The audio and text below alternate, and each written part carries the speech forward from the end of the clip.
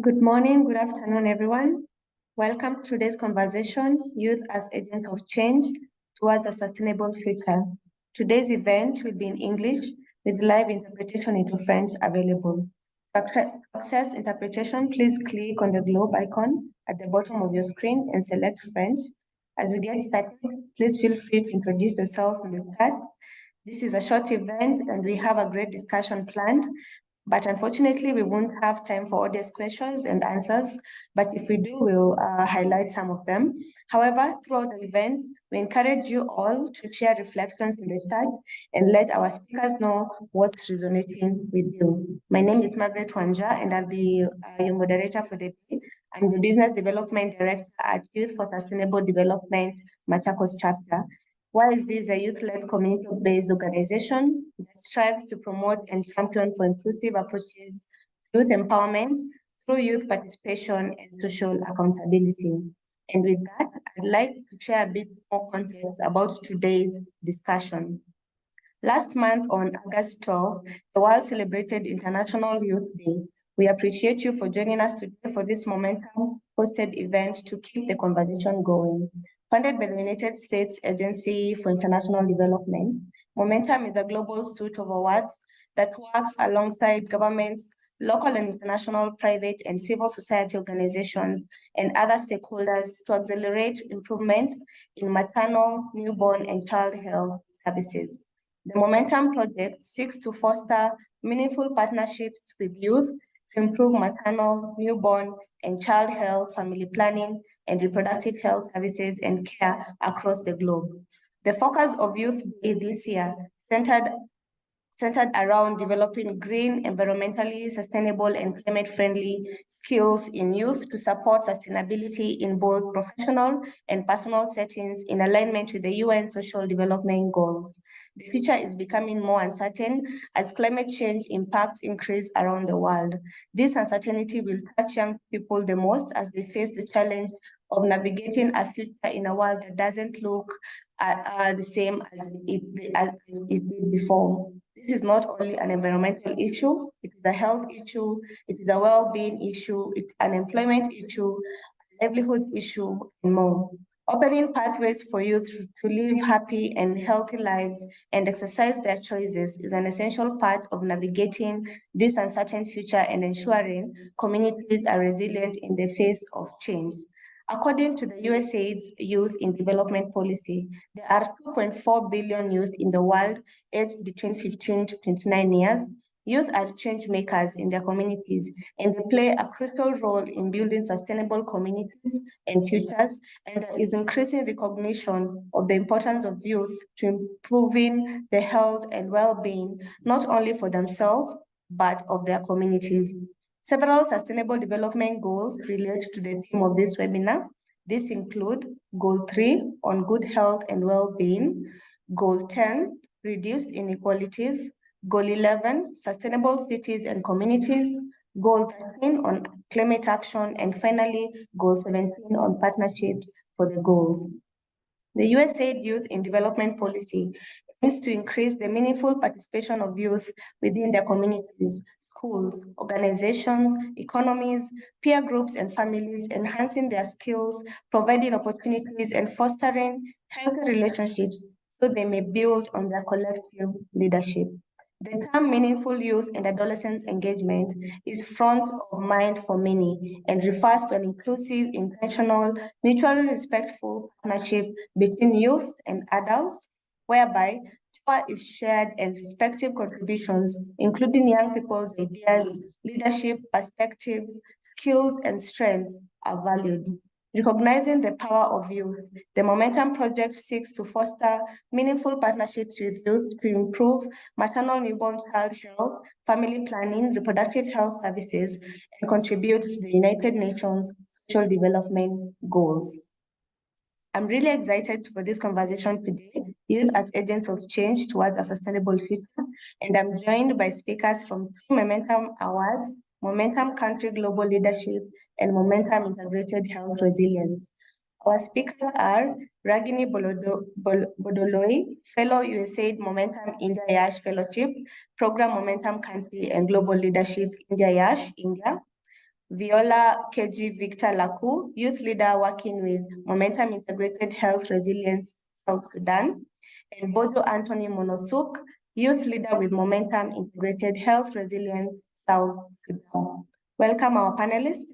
If you haven't noticed yet, we have an illustrator capturing our conversation today. So as you're listening to the discussion, please do keep an eye on their work. And with that, let's start this discussion. On to our first question. Can you please introduce yourself, including your role and the types of communities you work with, and share what motivated you to get involved in improving life in your community? We can start with you, Ragini. Go ahead. Thank you for the question, Maggie. Hello, everyone. Namaste. My name is Ragini Bordoloi. I'm a 23-year-old youth SRHR advocate from the state of Assam in Northeast India. I have been working in the domain of youth rights and youth development since the age of 19, and I've been working with varied groups of young people, marginalized young people, and currently I'm a fellow in the USAID Momentum Country and Global Leadership India Yash program.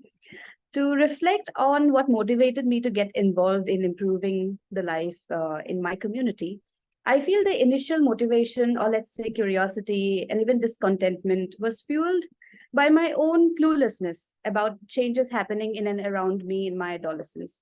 The changes in my body were accompanied by a growing sense of shame and fear, and there was a lack of safe spaces to even seek help and understanding. This internalized shame persisted for a long time until there were opportunities and avenues to talk to other peers, people from other communities, and understand that, okay, this is not an isolated issue, but we're looking at a more systemic issue. And there has to be more concerted efforts. And although there were efforts, these efforts were fragmented.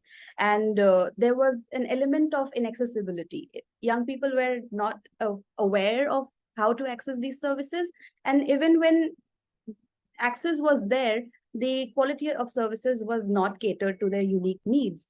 And I felt that we have to work towards addressing this. And this is how I connected with other peers in my community. And this peer-led learning led to an evolved understanding of the issue at hand. And as I delved into addressing this in my community, both individually and in collaboration with other youth alliances and coalitions, the evidence of young people's lack of access to safe and reliable information on their health became more apparent. And then I realized that language is so powerful, because most of the evidence, even the awareness material that is available is in English. And it's very difficult for communities to access this information without any alternative in the vernacular language. And that is when I realized that we need to work towards making this knowledge more accessible. And because I am coming from a place in Assam where there's a varied typology, both in terms of demography and geography, we get annual floods. And every time the existing healthcare structure is damaged and there is disruption in service delivery. And every time most of these geographical climate change issues come up, the rates of gender-based violence also goes up. Then I realized that we have to look at the intersection of climate and health if we need to address this more proactively. And this is what motivated me to work on this intersection, and I have been working on it ever since. Over to you, Maggie. Thank you so much for sharing your motivation. Bojo, you're next. Hello, everyone. My name is Bojo Anton Monosuk. I'm working with the Rescue Initiative South Sudan as a youth leader of Nyokuron community. I participate in community activities like raising awareness through health education to the community, and about community dialogues to the community and other stakeholders on dialogues on family planning, reproductive health, the menstrual health and management, and antenatal care. I feel so privileged to be part of the Rescue Initiative South Sudan, because it has been able to realize the impact on the community through our work in different interventions. Reflecting like on what motivated me, is the situation caused my community, the situation in my community. My community were like facing a lot of issues. Cause Nyakron, basically it's like a slum area. It's a slum area, and it's like with a big population where like the big number are youth. So with that, like we have a lot of issues. One, like there is maternity mortality death rate among like mothers and newborn babies. Then the high risk, like the high rates of school dropout among young people caused by unplanned pregnancy. And then another one is like girls missing out school due to unsupportive parents during their menstrual days, and the high rate of gender-based violence in my community. So with all these, I felt like I should stand up for my community and speak for my community. Thank you. Thank you so much, Bojo. Viola, go ahead and share your motivation.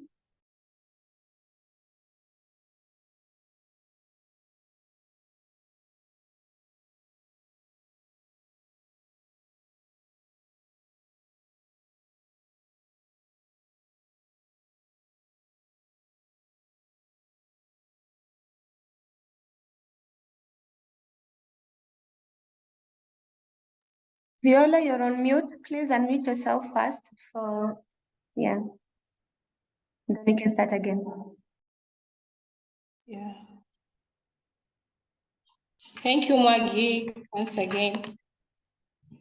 I hope you're okay. I'm called Viola KG Victor. I work with Momenta. I work with Momenta Project and the Rescue Community and the Rescue Initiative, South Sudan.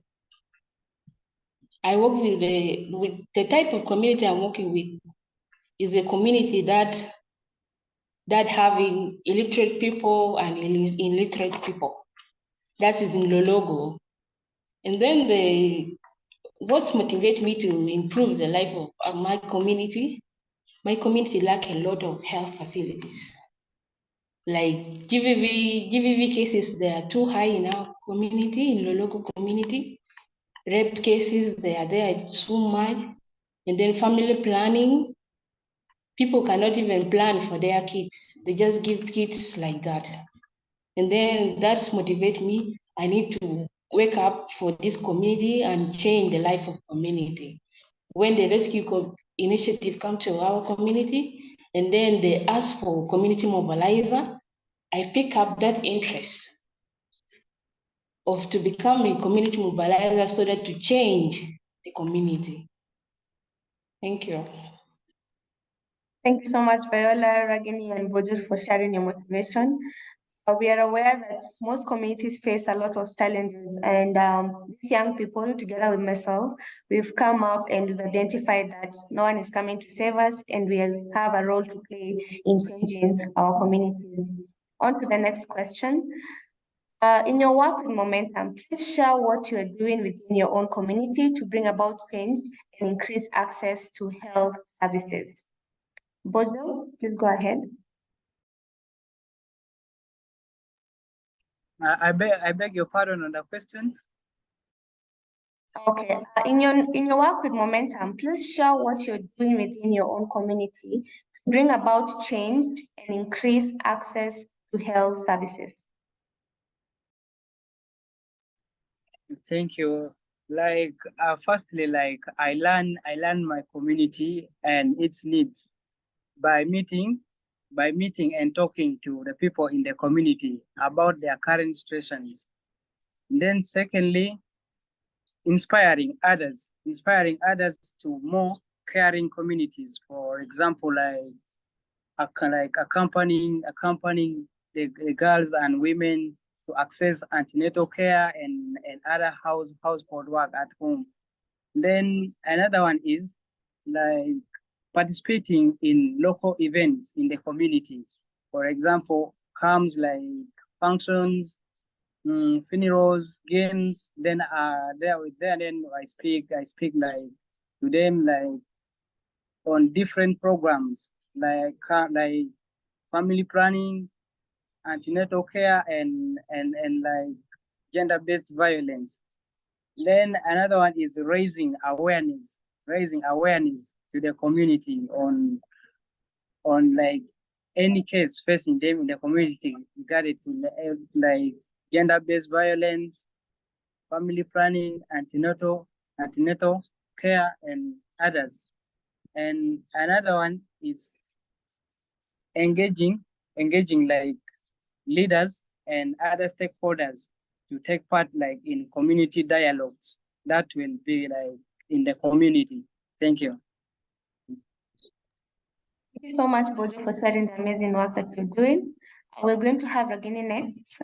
Please share with us the work that you're doing. Thank you, Maggie. First of all, I would like to reiterate that my understanding of these social issues was based on very isolated, personalized experiences, and then it transformed into a more systemic understanding, and this was facilitated by peer-led learning. And I would just like to tell that the Momentum Fellowship that I'm part of currently, really facilitated and bolstered an understanding of what peer-led learning is, because each fellow was given a very specified, customized mentorship. And that's when I realized that this is what we need right now. This very customized mentorship specified to the each needs and needs of each fellow coming from different parts of the country. This is what we need, and this is what we need to take forward. And as for my work, as part of the Momentum Fellowship, throughout the last 9 months, through Momentum support and extensive training and resources, we have been able to create a knowledge product that highlights not only the policy gaps that restricts men's active involvement in family planning, but also the prevailing gender and social norms that influence their lack of engagement. A significant success of this effort, according to me, has been the identification of prevailing misinformation and myths around contraceptive usage. And I feel these grassroots insights can further inform interventions and awareness programs. And through this engagement, I have learned how to adopt an evidence-based and solution-focused approach for understanding persistent problems. And going forward with my work in communities, along with young people who come from different marginalizations, different social locations, how to even give more, like how to facilitate these more specified, customized interventions and more community-led efforts. This will be my focus going forward, and this is what we have been doing in our groundwork as well. Over to you, Mike. Amazing work, Ragini. Together with other young people like Ragini and Bojo here in Kenya, in YSD, our role as young people is to enhance and scale youth-led social accountability mechanisms in Machakos County, with the overall goal of improving the quality of family planning, reproductive health services, and responsiveness of the health system to the needs of the young people in our community. We are increasing awareness of and advocacy towards youth family planning, reproductive health rights, and entitlements among young people and key stakeholders, having the community, opinion leaders, and policymakers and health staff in this conversation. In these sessions, we educate the youth and duty bearers on the role of the youth in advocating for quality, reproductive health, and family planning services, delivery, and the importance of incorporating the youth voice while in making policies and standards for service delivery. We have reached nearly 2,000 people through online awareness sessions and more than 200 adolescents, youth, duty bearers through in-person education sessions. We are also increasing youth involvement in youth-led social accountability mechanisms. We have a group of 31 young people who have been trained on conducting the community scorecard approach. We have conducted 20 community scorecards in 20 health facilities. where these community scorecards enable us to dialogue openly together with the youth, the duty bearers, and the health staff, and identify barriers and gaps for young people accessing quality family planning and reproductive health services and information in health facilities. And we have developed action plans on how these gaps in service delivery should be improved. We have gone ahead and conducted follow-up meetings in each facility to ensure that the Ministry of Health is working on the action plans, and we have seen some significant improvements. For example, we have seen one of the facilities establishing a youth-friendly center. We have seen several other facilities relocating condom dispensers to provide private locations where adolescents and young people can comfortably access without fear of embarrassment or victimization in a number of the facilities. We have also seen an increase in reaches and outreaches activities conducted by the health staff to educate adolescents and young people in number of the facilities. So we see that the duty bearers are seeing their role in providing quality services, and they're stepping up to ensure that they provide the most quality services for these young people. Back to the panelists, what would you most like to see change in your community in order to open the door for young people to live better futures? We can start with you, Viola. I can repeat the question as well. What would you most like to see change in your community in order to open the door for young people to live better futures? Yeah, thank you, Maggie, once again. I would like to see changes in our community. The community need to open up. They need to change their behaviors in order for them to get the access of services, of health services in the community. And then lastly, I would like to have youth league organization. I need the youths to come up with the associate in the community so that they can help really the down-root community to come up with something different so that they will understand. And then I need the youths, I did some changes, like the youths, we need to have community dialogues within the community. We need to have dialogues within the community so that the change will be there. And then they need to accept to change in the community. Thanks. Thank you so much, Viola. Yes, indeed, we need to accept change for change to happen. Ragini, go ahead.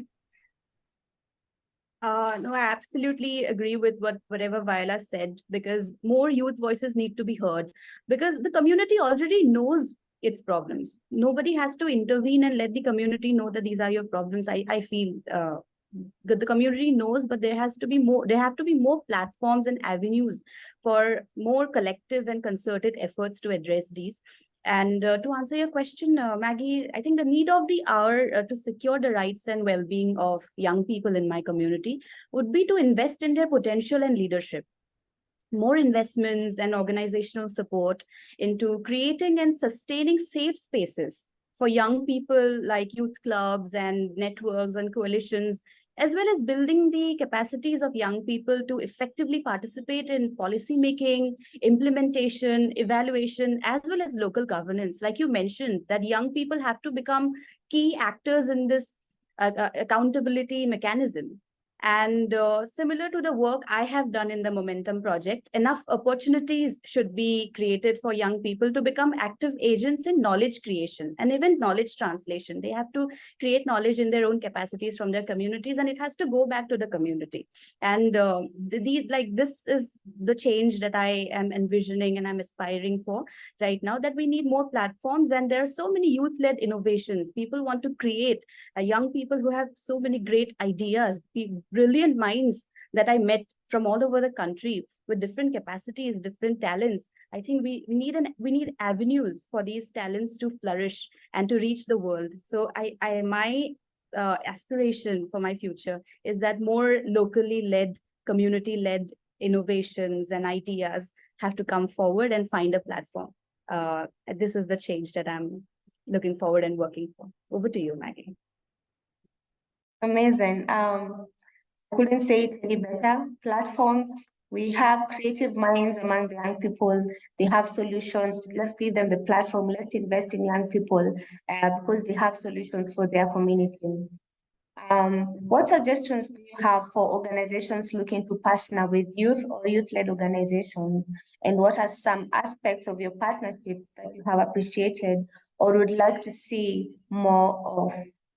What suggestions do you have for organizations looking to partner with youth or youth-led organizations?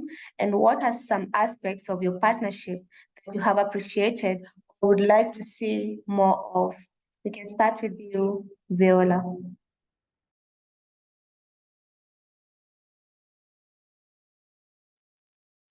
Thank you once again, Maggie.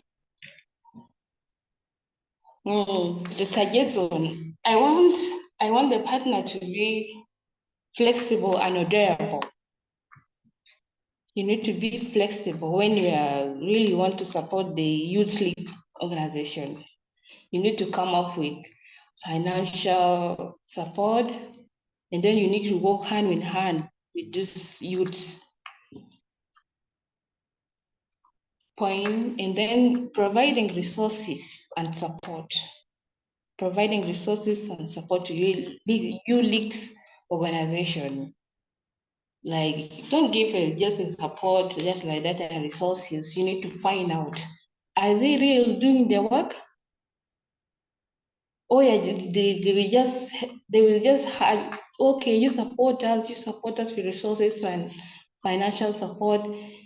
At the end of it, when you need to have the report, no one can give you a report. You need to look at that, providing source. You need to provide source and support resources. And then the other point, you need to do research. You need to do research. Go to the grassroots and get a research about that organization, and then you will willingly to support. And then communication. You need to have regular communication with those youths in order to be in one direction. Not the partner will be in another direction, and then the youths will be in another direction. You need to move in one direction. Communication regularly. And then government policy. We have a policy here in South Sudan. When you are registering in organization, you need to register with governing policy. But I don't know the policy because I never registered any organization. Yeah, you need to know the policy in that country. And then celebration success. You need to celebrate with your youth league organization in order to get some success. When you are having the success, you need to celebrate the partner and the youth league organization. You need to come up together and celebrate the success. And then the aspect to that, you need to have genuine collaboration. The partner needs to be genuine collaboration and power sharing. And power sharing. The partners not to just to have a sheet, but you need to have the source and the support in order to accept the partnership. And then you need to focus. You need to focus. The youth league organization, you need to focus in order to help the community. So that when you are focused, the partners will pick interest on helping you. You need to have that method. Thank you. Thank you so much, Viola, and I couldn't agree more. The key word here is partnership. So the aspect that we have appreciated at Youth for Sustainable Development with the partnership that we've had with Momentum Country Global Leadership is the prioritization of the organizational capacity development of our youth-led organization. Momentum Country Global Leadership budgeted for our organizational capacity development from the start which allowed, from the start of the partnership, which allowed for mentorship and technical assistance from the start of the partnership. This is in designing the project all the way through implementation. It is important to allocate a budget for organizational capacity development of youth-led organizations in order to ensure they become sustainable organizations even after the partnerships. Another great practice that has worked very well with us is listening to the needs of the youth partner. As an organization, you might come in with a certain plan of how you're going to support the youth-led organization, but you also need to be flexible, as Viola said, with that plan and adjust it to meet the needs of the youth partner. Yes, we might have assumption, but also give them an ear to just understand who they are and how best they would want to partner with you. Lastly, it is important to provide networking opportunities to the youth-led organization and to the youths that you're working with. The partnership with Momentum Country Global Leadership has enabled us to gain more power and energy to continue working to improve the state of service provision in our communities. We have attracted more partners and individuals who are willing to work with our youth-led organization. This partnership is unique in that it connects us not only in a national capacity, but also globally and in such platforms. You can see Ragini, Bojo, Viola, they're able to share the work that they're doing globally. This has increased learning with our organizations and challenged our members and volunteers to think bigger and utilize our creativity to solutions. These are some of the best practices I can suggest for organizations that are looking to partner with youths and youth-led organizations on top of what Viola has shared. So back to the panelists, what role can young people play to support communities to be stronger in the face of uncertainty? What role can young people play to support communities to be stronger in the face of uncertainty? We can start with Bojo. Thanks once more again, Maggie. The young people can play like a lot of roles in the community, like because these young people can help in participation in mobilization and creating community awareness on various interventions on program of family planning, gender-based violence, antenatal care, menstrual health and management in the community. Then another is like creating job for the youth and the young people, like to create their own businesses that will sustain the youth from engaging in antisocial behaviors. For example, for instance, like building life skills in carpentry, hairdressing, welding, and so on, so that they can be in position to sustain themselves and their families. And then another one is like by supporting the young people in developing their knowledge and skills in the community, like in involving them in voluntary works in the community, so that they can be able to build their skill and knowledge that will help their community. With another one is like due to their youthful energy and adoption to any form of technology, the young people can act as humanitarian workers in the community during uncertainty.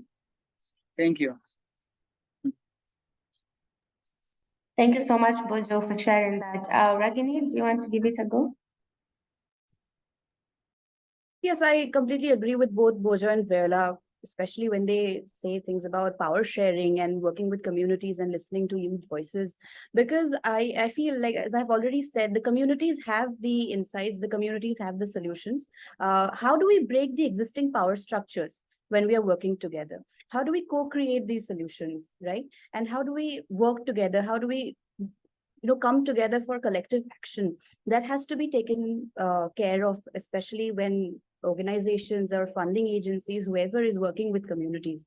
And I think this is something to keep in mind. And this is like one insight from my own experience as well.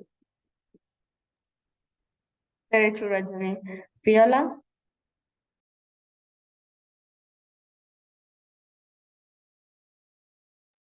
Yeah, thank you, Maggie. What are the role of young ones? To support community in order to be strong in others' fraternity. Doing awareness is one of the great important things in our community. You need to do awareness as a young. These are the role of young people. You need to do awareness and mobilizing the community in order the community to change. And then you need to educate the young ones, the young kids when they are growing up. You need to educate them. You see, this community has a lot of things to do, but when you're growing, you will have, like, especially girls. When you're growing, you will expect, the body will be changed. The body will be changed, and then there is a certain signs will happen, like menstruation period. You need to talk to young girls about the menstruation period. Let them know to fear. Like when something happened to them like that, they will fear. Some of them, they are there in the community. Some of them, they will not even say it up to you. Like they fear to say that. I got in my community in Lologo. But time to time, when rescue come to our community and told us and introduce themselves and foment our project, yeah, the girls the young ones at home, they are willingly to speak up their problems. And then we need to introduce games. We need to introduce game in our community. That is the role of a young people in the community. You need to introduce games so that no one can be idle in the community. You come up with a game like this, like the one Kira SS doing for us, family planning games. Well, people in the community, they are so happy. They're so happy they are playing this game. They say, okay, we know how to deal with family planning and menstruation period. That is the game. And then we need the youths, the young people, you need to volunteer. Volunteer for your community, for the sake of your community. You work hard so that to change the situation where you are in, you need to have that voluntary work. You need to have that voluntary part. You volunteered to help the community. And then to support the chiefs, like the stakeholders in the community. Those grannies, they will have their own ideas. But when the grannies told the young youth, sometimes they would, no, this one is just, you are just an old girl, old muse, cannot even tell us this. But I beg the young youths, you need to support the chiefs in the community in order to have the change. Thank you. So much, Viola. I couldn't agree more with these brilliant young people. During uncertainty, young people should step up. They should come up and find solutions for their communities. And once a young person takes up an action to help the community, then we have future leaders. We have future good quality services. So these young people turn out to be leaders. So these are the kind of people we want to see in our community. And young people have a chance to help restructure societal norms. We are at the helm of the most powerful tools for connection and source of knowledge in modern day history, the internet and the social media. Therefore, we have a responsibility to use these platforms to support our communities, speak in favor of equitable healthcare, equality for all minority groups, and hold our leaders accountable to higher standards than before. Before we turn to our final question, I'd like to ask all of you attending this event, share a key takeaway that you have gotten from this discussion so far in the chat. You can put a word or a phrase so that we can go through them after the discussion and just see how we can maybe answer your questions and just interact afterwards. On to the last question. how have you approached discussing and promoting awareness around stigmatized and taboo health topics such as menstrual hygiene in your communities? How have you approached discussing and promoting awareness around stigmatized and taboo health topics such as menstrual health hygiene in your communities? Ragini? Thank you once again, Maggie. I think the approach would be to have one uncomfortable conversation at a time, because the beliefs, the social stigma that we have around our bodies, the culture of shame that has been going on for generations, it's so deeply entrenched that it cannot be changed overnight. So we need collective action for that, right? And in my personal experience, the situation sometimes becomes very difficult, because any thought or action that deviates from social norms is automatically misinterpreted as an attack on the socio-cultural fabric of the society. Many a times, in fact, I have been wrongly accused of emulating Western ideals, and I don't know what Western ideals these are, and not upholding the moral code of the community. But I have learned to be more respectful in my approach. With each instance of backlash, I have tried to refine and reiterate my approach and understand what lies at the core of this opposition. And while this demands a larger conversation of young people's agency and autonomy, I have realized that people, especially people with more decision-making power like parents and teachers, are often under the wrong impression that curtailing young people's agency and keeping them away from vital information, especially on SRHR, would help children avoid sexual risks like STIs and unplanned pregnancies. But we know, and research suggests there's evidence that it is not true. So how do we take forward this evidence to communities?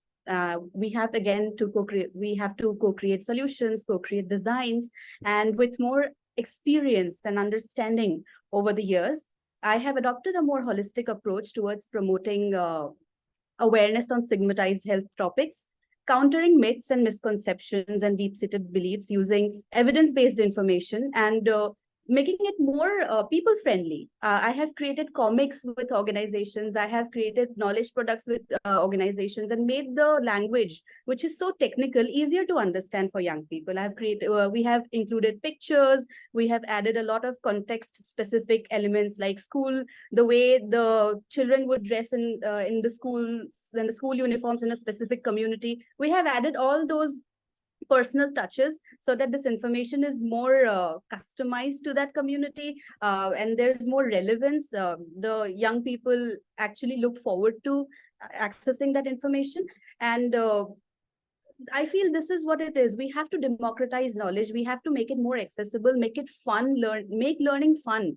Even though these topics are way too stigmatized and heavy and have a lot of baggage attached to it, we have to make this learning fun. Like Viola also suggested, we need games. Games could be amazing way to learn. And how do we bring in more young people to even engage with these historically, culturally stigmatized topics and just have free conversations? And how do we facilitate free spaces? How do we facilitate safe spaces for young people to have these conversations? And this is how I have approached awareness building in this stigmatized topics. And I'm still learning, and these are the spaces like this webinar itself that facilitates knowledge exchange, and I get to learn a lot. So thank you both Viola and Bojo for helping me learn more about this. And Maggie too, yes. Thank you. Thank you, Ragini, for being bold and for stepping out and challenging societal norms and all these old ideas about how we are supposed to be and who the young people are, and just, saying as it is. Congratulations for that. We don't have any more questions. Thank you so much to our speakers for great discussions. Sending virtual claps to all of you for doing a great job. We've heard from today that youth really are agents of change, and from my experience and what we've heard from our panelists, I would like to share why youth are indeed agents of change. The youth build assets and they have skills within their communities and broader health systems. They bring perspective and voice of other youth conversations and decision-making platforms. The youth are often undermined and underestimated, yet they know their issues better than anyone else, as you have heard from Ragini, Bojo, and Viola, and can provide effective solutions to addressing their issues and can work to ensure that duty bearers are held accountable in delivering quality services for the young people. Before you leave, please take a moment to let us know what you thought of this event. We will put a link to a survey in the chat. There are a couple more momentum events coming up that we hope you will join. First, we have the Power of Youth Voices. Youth are holding the health system accountable for meeting their sexual and reproductive health and rights on September 27th, which I will also be speaking about the youth-led social accountability work that we have been conducting here in Kenya and also in Ghana. Second is on November 2nd, we have the Silent Burden, exploring the link between adolescents, sexual and reproductive health, and perinatal mental health in low and middle income countries. We will add a link to this event in the chat. We are very sorry, we are having challenges with the live illustration, but let us know in the chat if you were drawing this session, what would you have drawn? Yeah, if you are drawing this session, what would you have drawn? Thank you again to our speakers and all of you for joining.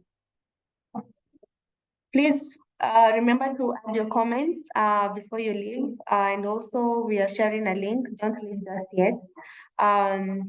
Viola, Ragini, and Bojo, thank you very much for joining today's session.